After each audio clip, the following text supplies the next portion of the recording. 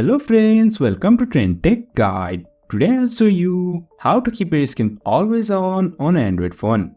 So if you are new to our channel, don't forget to subscribe. So let's start. First of all, you can see I'm here in my Android phone. Now to never turn off this screen, first of all tap on this setting and over here you'll find this type of interface. Now tap on this display. And now scroll down and over here you can find this screen timeout. If you can't find over here, you can just tap on this search and search for screen timeout. After that, tap on this screen timeout and then you'll reach over here. Now tap on this screen timeout. You'll find different times after which your screen will be automatically turned off. Now if you want to keep your screen always on, just tap on this keep your screen turned on.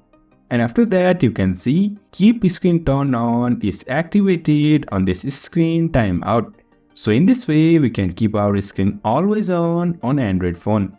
So if you find this helpful, don't forget to subscribe. Have a good time.